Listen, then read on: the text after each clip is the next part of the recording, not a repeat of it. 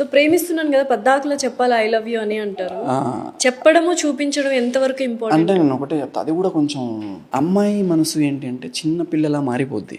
తను కంపెనీకి బాస్ అయినా సరే, అబ్బాయి అయినా సరే, ఒక కంపెనీ నడిపిన బాస్ అయినా సరే, తను ప్రేమించే మనిషి దగ్గరికి వచ్చేసరికి చిన్న పిల్లలా అయిపోతాడు. సిల్లీ థింగ్స్ చేస్తుంటాడు. అమ్మాయి కూడా సిల్లీ థింగ్స్ చేస్తుంటుంది.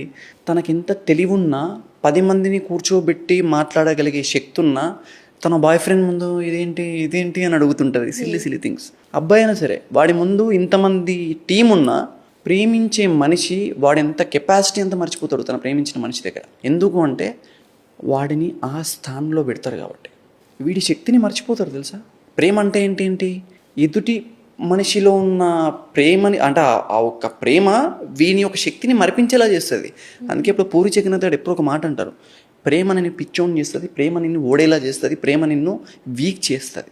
ఎప్పుడైతే నువ్వు ఆ మనిషిని అతిగా ప్రేమిస్తావో నిన్ను నువ్వు తక్కువ చేసుకుంటున్నట్టు, నిన్ను నువ్వు నీకన్నా ఎక్కువ ప్రేమించేసి అది నిన్ను దిగజారుస్తుందే తప్ప ఎప్పుడు నిన్ను ఆ స్థానంలో పెట్టదు.